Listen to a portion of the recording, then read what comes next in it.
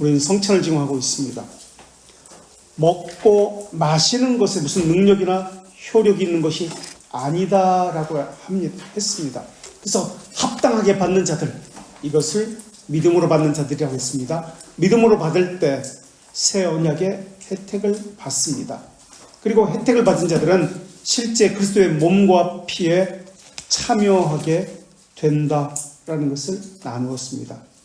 그래서 이러한 것이 소개문답 96문 2항에 나타나는 가르침입니다 라고 했습니다. 그래야 성장할 수 있습니다. 믿음으로 먹어야 성장할 수 있습니다. 예수님께서 십자가에서 죽으신 것 같이 자기 육체를 십자가에 못 박는 것이 성찬입니다. 성령으로 말미암아 신령한 양식을 먹고 성장하는 것입니다. 이게 성찬을 통해서 약속하신 바입니다. 그래서 성찬의 목적은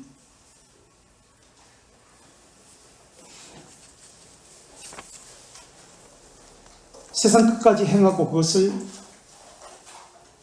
통해서 구원의 소망을 증진하고 신앙을 굳건히 하는 것입니다 라고 이야기했습니다.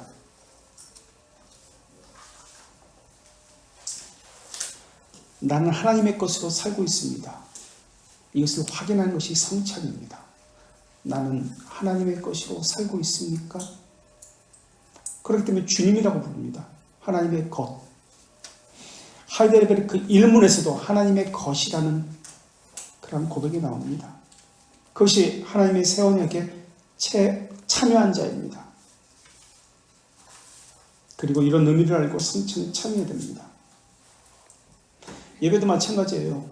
예배에 참석했기 때문에, 설교를 들었기 때문에 무엇이 되었다, 무엇이 변한다, 이런 생각을 하면 안 됩니다.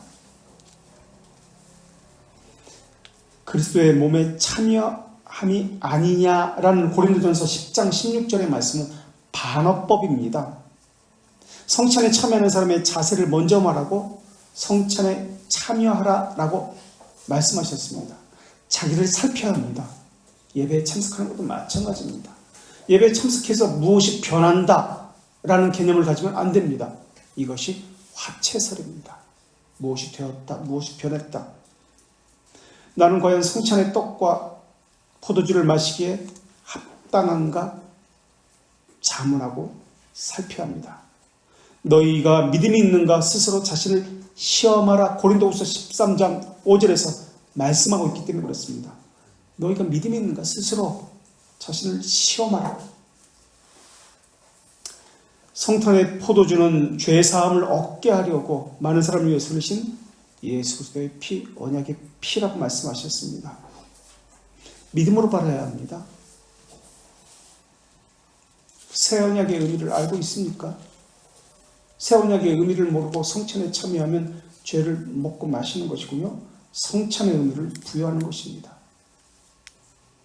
성찬을 받는 것, 예배 참석 마찬가지입니다. 예배의 의미를 알고 있습니까? 설교를 듣는다는 개념이 무엇인지 알고 있습니까? 히브리서 4장 2절에 그들과 같이 뿌리도 복음 전함을 받은 자들이나 들은 바 그 말씀이 그들에게 유익하지 못한 것을 듣는 자가 왜 그들에게 유익이 되지 못한다고 나오냐면 믿음과 결부시키지 아니하였기 때문에 라고 나옵니다. 왜 그것이 내게 효력이 나타나지 않습니까? 믿음과 결부시키지 않았기 때문에 그렇습니다. 왜 설교를 들어도 유익이 되지 않습니까? 믿음과 결부시키지 않았기 때문에 그렇습니다. 그게 성찬입니다. 가시적인 것만 붙들고 있었기 때문에 그렇습니다. 육체적인 것만, 그것으로만 들었고 참여했기 때문에 그렇습니다. 그래서 믿음의 정의처럼 자신의 삶에서 말씀이 녹아내려져 삶에 나타나야 합니다. 우리는 믿음을 하나님에 대한, 하나님께서 어떤 분인지 체험하는 것이라고 믿음이라고 했습니다. 자신을 향한 하나님의 어떠하심을 인지하고 체험하는 것. 그래서 그것이 자신의 삶과 연결되어져야 합니다. 그러니까 자신의 삶에 하나님의 말씀이 나타나야 합니다. 로마 카톨릭은 화채설을 이야기합니다. 화채설. 참석했기 때문에, 그것을 먹었기 때문에 변한다 라는 개념입니다. 우리도 지금까지 화채설을 가지고 이야기했어요. 미사를 가지고 예배를 얘기했고 성찬을 얘기했어요. 그것을 먹으면, 참석하면, 설교 들으면 변한다. 그런데 그것을 먹으면 변하지 않습니다. 그런 개념은 없어요. 루터파는 실제 임재한다고 공지설을 이야기했습니다. 그러나 떡은 떡이고 포도주는 포도주입니다. 물질입니다. 변화가 있는 것이 아닙니다. 그 위에 예수님께서 임재하시는 것도 아닙니다. 예수님의 임재나 육신을 먹고 마시라는 것이 성찬이 아닙니다. 어떤 사람은, 저는 그렇게도 배웠는데, 성령을 먹으라고 입을 벌려가지고 마시라고, 그렇게도 어떤 교회에서는 가르쳐요. 그런 것도 아니에요.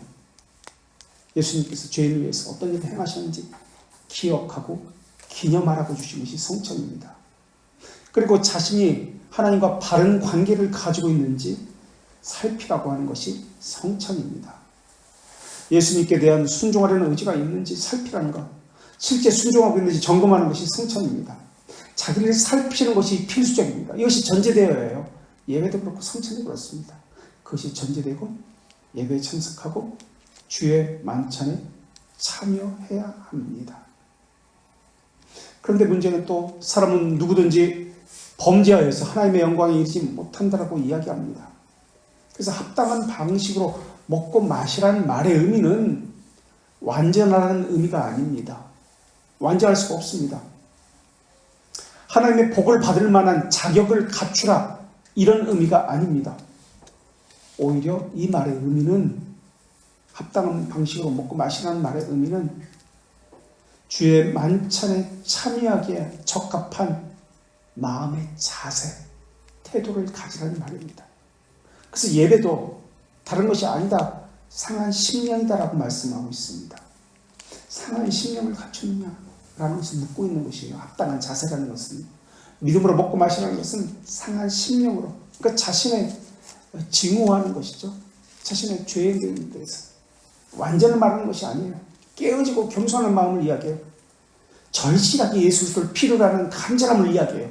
그런 간절함을 가지고 있느냐, 그것을 갖추고 참여하라 라는 말이 믿음으로 먹고 마신다, 합당하게, 합당한 방식으로 먹고 마신다는 의미입니다. 예수 그리스도로만 구원에 이른다는 소망을 가지는 것을 이야기합니다. 예수님은 하나님의 정의를 만족시켰습니다.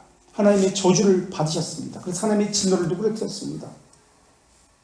내가 나를 완전하게 만들라는 말이 아닙니다.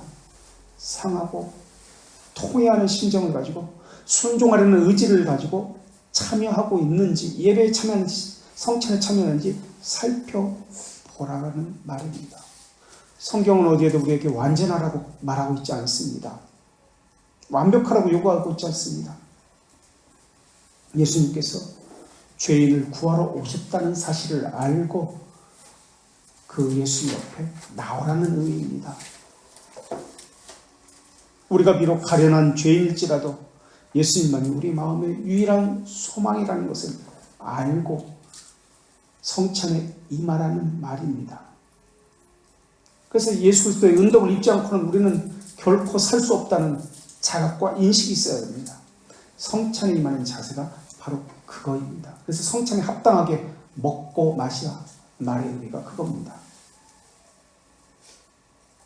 예의 바르고 도덕적이고 완전하고 율법을 완전히 지키고 그런 것이 성찬에 참여하는 자격이 아닙니다. 그래서 물질적, 우리가 소개를 문답을 봐야 되겠네요. 우리 지난 시간에 보고 말았는데, 그죠?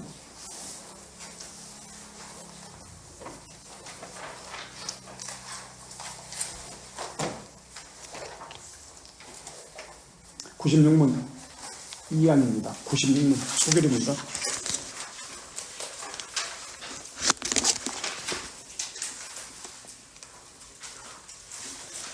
페이지 319쪽에 있습니다. 319쪽. 319쪽에 96문 소개로입니다. 주님의 성찬은 무엇입니까? 주님의 성찬은 그리스도께서 정한 것에 따라서 빵과 잔을 주고받음으로써 그분의 죽으심을 나타내는 성례입니다. 두 번째, 합당한 수찬자님과 수찬자가 물질적으로 육체적인 방법이 아니라 물질적이고 육체적인 방법이 아닙니다. 그분의 모든 혜택과 더불어 그들의 영적 자양분과 은혜 가운데 자라나게 하는 그분의 몸과 피에 참여하게 하는 성례입니다. 라고 나옵니다. 합당한 방식으로 먹고 마셔야 되는데 물질적이고 육신적인 방법이 아니다라고 나옵니다. 합당한 수찬자가, 합당하다는 것은 믿음으로 먹어야 되는 그 수찬자가 물질적이고 육체적인 방법이 아니다. 물질적이고 육체적인 방법을 추구하는 것이 공제설이고요, 화채설입니다. 로마 카톨릭의 화채설. 그래서 우리는 물질적이고 가시적인 것, 육체적인 것만 붙들고 있습니다. 그 안에 숨겨진 언약을 붙들어야 되는데 상황을 붙듭니다. 겉으로 드러난 가시적인 것, 물질적인 것. 언약을 붙들어야 됩니다. 지금 이 이야기는 소개리문답의 2항의 96문의 2항의 이야기는 화채설을 겨냥한 말씀입니다. 영혼을 위한 것입니다. 가시적인 물질적으로 상징적으로 표현됩니다. 하지만 이것이 아니라 그 안에 숨겨진 약속입니다. 그래서 살리는 것은 영이니 육은 무익하니라 라고 이야기합니다. 내가 너희의 이른 말은 영이요 생명이니라. 요한복음 6장 63절에서 말씀합니다. 예수님께서 우리에게 이르신 것은 영이요 생명이니라. 성찬은 성령께서 함께 하십니다. 그래서 믿음으로 참여하는 사람에게 주시는 것이 성찬입니다.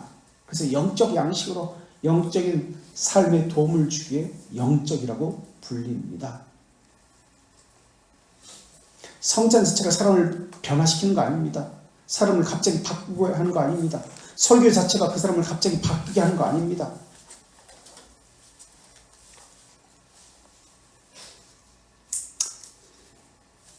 예수 그리스도를 통해서 한 몸이 된다라는 것을, 한 몸이 되었다는 것을 성찬을 통해서 확인하게 됩니다.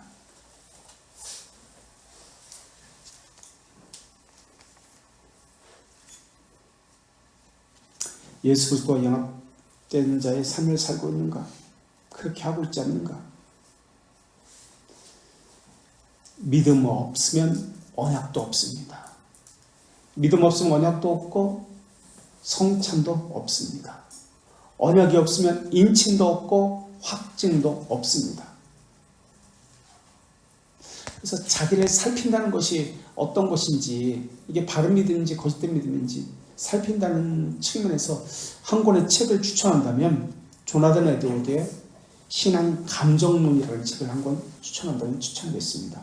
부흥과 개혁에서 나온 것인데요, 이게 바른 신앙인지 분별하게 하는 어떤 지침서 같은 것이 조나단 에드워드의 신앙 감정론입니다.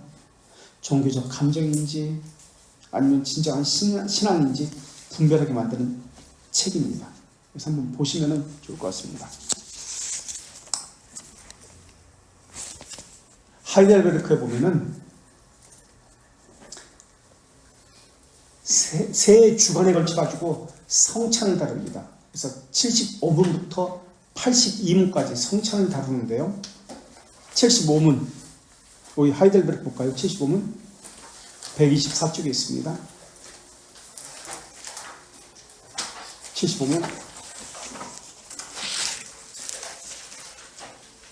124쪽에 있습니다.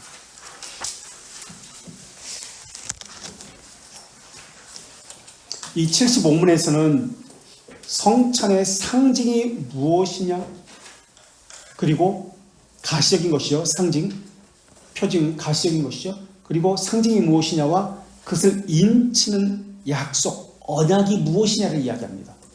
그 상징과 가시적인 것과 그 안에 담긴 언약이 무엇이냐 하는 것을 75문에서 다룹니다. 76문에서는 그 언약의 내용이 무엇이냐를 다룹니다. 언약의 내용이 무엇이냐 76문에서 다루고요. 77문에서는 그 언약의 성경적 근거가 무엇이냐를 다룹니다. 이게 77문이고요. 그 다음에 78문에서는 그 상징, 가시적인 것과 언약의 유의 그 사이에서 관계가 아닌 것을 이야기합니다. 그 상징과 언약 사이에 관계가 아닌 것. 그 다음 79문은 반대로 그 관계를 구성하는 것을 다룹니다. 언약과 가시적인 상징 사이에 어떻게 관계가 구성되는 것을 이야기합니다. 80문은 성찬과 미사의 구별을 이야기합니다. 성찬과 미사의 다른 점. 81문은 성찬은 누구를 위해서 베풀어지는 것인가? 누구를 위해서? 대상이 나옵니다. 누구를 위해서 이것이 제정되었는가? 81문. 82문은 성찬을 거룩하게 지키는 것이 무엇인가? 성찬을 거룩하게 참여하는 것. 82문을 다룹니다. 그런데 성찬에 대해서 우리가 지금 이 이야기를 순서를 가지고 이야기했습니다. 하이델베르크에서는 세례와 성찬을 동일한 방식으로 설명합니다. 세례 한번 볼까요?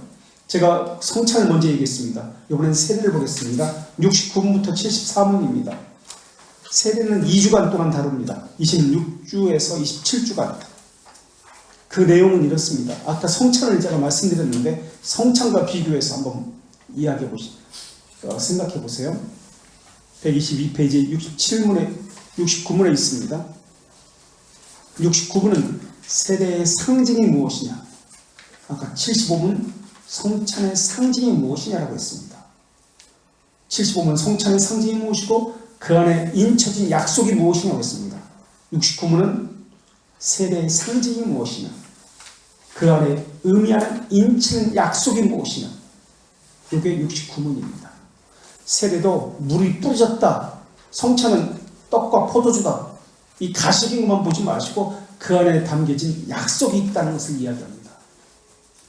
이것을 붙들어야 된다는 거예요. 언약을. 그게 69문이고요. 70문. 그 약속의 내용에 대해서 이야기합니다. 아까 성찬을 이야기할 때 76문이 그 약속의 내용이 무엇이냐를 이야기했습니다. 마찬가지로 세례도 70문에서 세례의 약속이 있는데 그 내용이 무엇이냐를 이야기합니다. 그리고 71문에 세례가 그 약속이 있는데 그 성경적 근거는 무엇이냐를 이야기합니다. 71문에서 성경적 근거. 아까 성찬에서도 77문이 도대체 그 약속이 있는데 성경적 근거가 무엇이냐를 이야기했습니다. 동일한 구조로 지금 되어 있습니다. 그 다음에 72문 성찬과 그 안에 가시적인 것과 상징의 그 상징이 있고 표징된 것이 있는데 표징과 표징된 것이 있는데 그 사이에 그 관계에서 그러니까 상징과 약속 사이에서 잘못된 견해들에 대해서 이야기하는 것이 72문입니다. 아까 잘못된 견해들에 대해서 성찬에서는 78문에서 이야기합니다. 그 다음에 79문에서 아까 성찬은 그 관계를 구성하는 것이 무엇인지를 이야기했습니다. 올바른 견해를 이야기했습니다. 세례에 대한 올바른 견해, 상징과 그 표징된 것 사이에 올바른 견해가 73문에서 나옵니다. 73문에서 가시적인 것과 그 언약, 표징된 것에 올바른 견해가 73문에서 나옵니다. 그 다음에 74문에서는 신자야 자녀들이 세례받을 권리에 대해서 이야기합니다. 신자의 자녀들이 세례받을 권리에 대해서 이야기합니다. 이것은 81문에서 성찬은 누구를 위해서 제정되었는가 연결됩니다. 그래서 세례와 성찬은 하이델베르크에서 동일한 구조로 연결되어 있습니다. 벨지카 34장에서는 33페이지 보면 세례를 또 이렇게 분류합니다. 세례를 34장에서 세례가 먼저 나오고 35장, 우리가 지금 하고 있는 35장은 성찬을 이야기합니다. 세례를 보면 이렇게 분류합니다. 첫 번째, 누가 할례 대신에 세례를 제정하셨는가? 34장에서 33페이지. 첫 번째, 누가 제정했는가? 세례를. 두 번째, 세례의 목적이 무엇인가?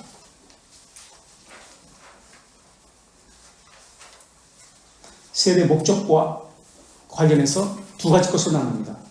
세례의 목적, 인간 측면에서, 인간과 관련해서. 두 번째, 하나님 측면에서, 하나님과 관련해서 이 세례의 목적을 하나님 측면에서 설명하고 인간 측면에서 설명합니다. 이 두 번째 세례의 목적에서는. 세 번째, 세례 약속에 세례에 참여하는 자가 힘써야 하는 것과 피해야 할 것을 이야기하는 것이 세 번째입니다. 세례를 받았다가 중요한 것이 아니라 세례에는 언약이 들어 있습니다. 이 세례를 받은 자가 피해야 할 것과 행해야 할 것이 있습니다. 그래서 이 안에는 또 두 가지 것이 있는데요. 세례를 어떻게 시행할 것인가가 첫 번째로 나오고요. 두 번째, 세례에서 우리는 무엇을 보고 우리는 무엇을 믿을 것인가가 나옵니다. 그래서 세례의 약속에 참여하는 자가 힘쓸 것과 피할 것이 나옵니다. 그리고 네 번째, 벨지카 34장은 세례를 이런 식으로 구성되어 있는데, 네 번째는 오류입니다. 오류에 대해서 네 번째 설명합니다. 그래서 오류에 대해서는 첫째, 로마 카톨릭의 오류에 대해서 설명하고, 두 번째, 제세례파의 오류에 대해서 세례 설명합니다. 지금 이런 구조는 아까 하이델베르크의 구조와 좀 동일하게 들어갑니다. 벨지카와 하이델베르크의 세례에 대한, 성찬에 대한 구조가 지금 동일하다는 것을 볼 수 있습니다. 그리고 다섯 번째, 벨지카 34장의 다섯 번째 구성은 제세례파를 반대한다라는 것을 이야기합니다. 벨지카 34장에서 제세례파. 그 이유에 대해서 첫째, 우리는 다시 태어날 수 없다. 그 이유를 설명하고, 두 번째, 세례는 평생에 우리에게 유익을 주기 때문이다 라고 이야기합니다. 이게 다섯 번째입니다. 그리고 벨지카 34장의 여섯 번째 주제는, 첫 번째가, 여섯 번째, 제세례파의 제세례에 대한 오류를 배격함에 대해서 설명합니다. 첫 번째, 제세례파의 오류, 제세례에 대한 오류를 배격한다고 설명합니다. 그 다음에 여섯 번째, 두 번째, 제세례파의 유아세례 정죄를 배격한다는 것을 설명합니다. 그러니까 제세례파에 대해서 이제 근거를 가지고 이야기하고 있습니다. 제세례파의 유아세례 정죄를 배격함. 세 번째, 유아세례의 성경적 증거를 이야기합니다. 하이델베르크도 그렇고 벨지카도 동일한 구조를 가지고 설명하고 있습니다. 세례에 대해서. 또 이번에는 벨지카 35장을 볼까요? 35장의 성찬을 지금 우리가 이거하고 있습니다. 성찬의 구조는 어떻게 벨지카 35장은 설명하고 있는지. 첫째, 성찬은 누구를 위해서 제정했습니까? 라는 것이 첫 번째 나옵니다. 누구를 위해서 제정했습니까? 두 번째, 성찬의 목적이 나옵니다. 세 번째, 성찬의 약속에 참여하는 자와 참여할 수 없는 자가 나옵니다. 네 번째, 오류의 배경. 그러니까 세례와 성찬의 구조가 동일한데, 세례와 성찬의 구조를 동일하게 지금 설명하고 있는데, 하이델베르크도 벨지카도 동일한 구조를 가지고 설명하고 있습니다. 그 구조가 비슷해요. 세례와 성찬의 구조가.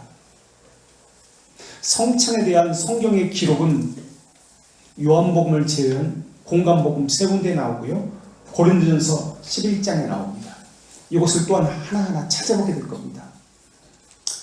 자, 공관복음은 세 곳에 나오는데요, 마태복음 26장 26절에서 28절에 나옵니다.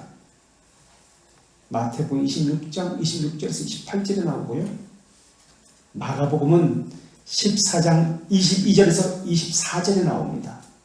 마가복음은 14장 22절에서 24절에 나옵니다. 누가복음은 22장 19절에서 20절에 나옵니다.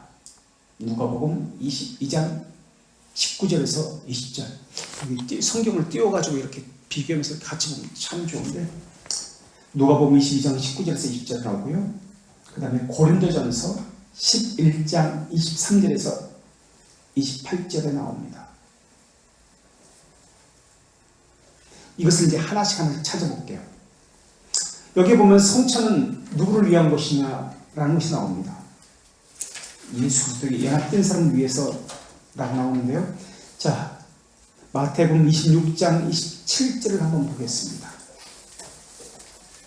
26장 27절.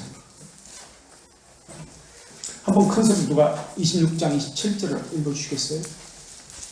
마태복음 26장 27절. 또 잔을 가지사 감사기도 하시고 그들에게 주시며 이르시되 너희가 다 이것을 마시라. 너희가 다 이것을 먹고 마시라라고 나옵니다. 너희가 다. 모든 시대, 모든 장소에 있는 사람들을 위한 것이 성찬입니다. 너희가 다 이것을 마시라. 먹고 마시라고 얘기합니다. 모든 시대, 모든 장소에 있는 사람들을 위한 것입니다.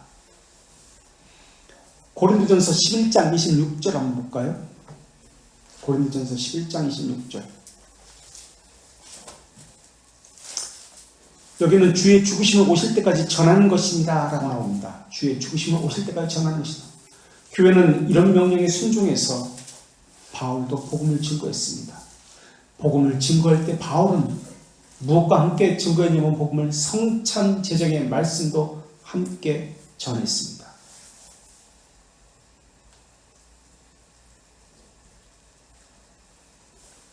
성찬 제정은 이렇게 성경에 4군데에 나오는데요.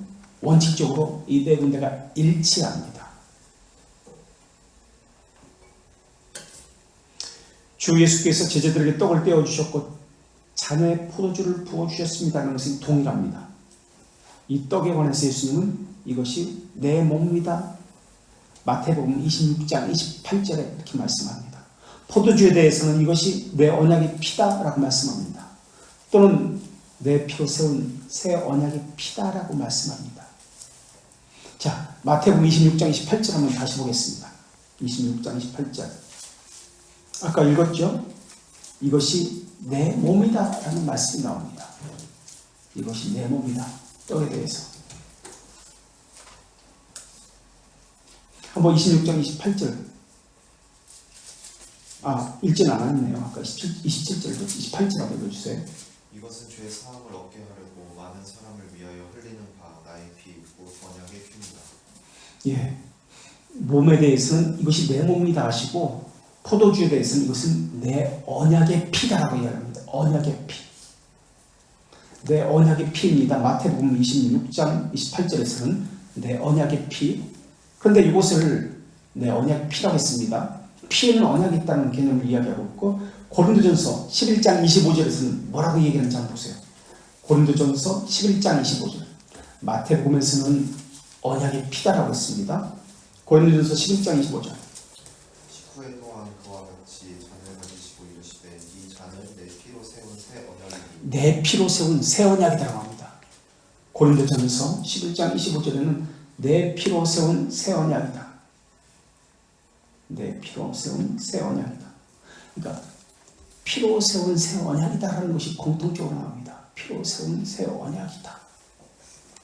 자, 세 번째, 예수님께서 자신의 몸을 찢기시고 자신의 피가 부어진 것은 자기 백성이, 이번엔 마태복음 26장 28절에 다시 한번 뭐라고 하시는지 봅시다. 26장 28절 마태복음. 언약이 피라고 아까 읽었는데 다시 한번 읽어보자는 거예요. 이것은 죄사함을 얻게 하려고, 죄사함을 얻게 하려고 많은 사람을 위하여 흘리신 바 나의 피 곧 언약의 피다 라고 나옵니다. 언약의 피라는 말씀은 마태복음 26장 28절에 나오고요, 마가복음 14장 24절에 나옵니다. 그리고 내 피로 세운 새 언약이라는 말씀은 누가복음 22장 20절에 나오고요, 고린도전서 11장 25절에 나옵니다. 그런데 이 피는 무엇을 위한 피다? 죄 사함을 얻게 하려고 죄 사함을 얻는 피라는 것을 이야기합니다. 성찬 제정의 이유는 성찬을 통해서 예수 그리스도께서 그들을 위해서 죽으셨다는 것을 알고 기념하고 고백하기 위해서입니다. 주의 죽으심을 전하기 위해서입니다. 예수님께서 다시 오실 때까지. 고린도전서 11장 26절 한번 읽어보겠습니다. 고린도전서 11장 26절. 너희가 이 떡을 먹으며 이 잔을 마실 때마다, 고린도전서 11장 26절, 주의 죽으심을 그가 오실 때까지 전하는 것이니라. 성찬에 대해서는 구체적으로 어떻게 하라고 나오지 않습니다. 성경에. 그 말의 의미는 성찬의 방법에 대해서는 어느 정도 자유롭게 하라는 의미입니다. 그러나 그리스도의 언약이라는 개념에 대해서는 분명히 말하라, 기억하라, 이것을 전해라 라고 말씀하고 있습니다. 그 말의 의미는 언약의 피, 새 언약의 피라고 말씀하실 때 이것은 떡과 포도주 자체가 목적이 아니다라는 것을 이야기합니다. 언약이라는 것이 목적이라는 것을 이야기합니다. 방법이 중요한 것이 아니라 어떻게 하라, 어떤 방법이 중요한 것이 아니라 그 언약, 새 언약, 이것이 중요하다. 이것을 받는 사람들이 이 언약을 붙들어야 된다는 것을 이야기합니다. 이것이 말하고자 하는 것은 예수 그리스도의 죽으심을 의미합니다. 받는 사람들에게 구원의 보증과 확증을 주기 위해서 이것이 너희들에게 언약의 피다라고 말씀하신 겁니다. 그다음 먹고 마심을 통해서 말하고자 하는 것이 무엇입니까? 떡은 주님의 몸입니다. 피는 주님의 피입니다. 이것은 상징합니다. 떡이 떼어진다는 것은 무엇을 이야기합니까? 포도주가 부어진다는 것이 보여져야 합니다. 이것이 무엇을 의미합니까? 떡은 떼어지고 포도주는 보여져야 합니다. 가시적으로 보여져야 합니다. 떡이 떼어지는 것은 무엇을 이야기합니까? 빵이 뜯어지는 것은 예수 그리스도의 몸이 찢기는 것을 이야기합니다. 포도주가 부어지는 것은 예수님이 창에 찔려서 피를 흘리는 것을 이야기합니다. 채찍에 맞아가지고 살점이 뚝뚝 떨어집니다. 그래서 피가 흘립니다. 옆구리가 창에 찔렸습니다. 꽤 뚫립니다. 손과 발이 목에 못에 박혀서 피가 계속 흘러나옵니다. 그렇다면 몸이 찢겼다, 뜯겼다는 것은 무엇을 의미합니까? 피가 흘러나온다라고 하는 것은 또 무엇을 의미합니까? 무엇을 말하고자 하는 것이죠? 몸이 뜯긴다, 빵이 뜯긴다라고 말하는 것. 피가 흘린다, 포도주가 부어진다라고 말하는 것은 무엇을 의미합니까?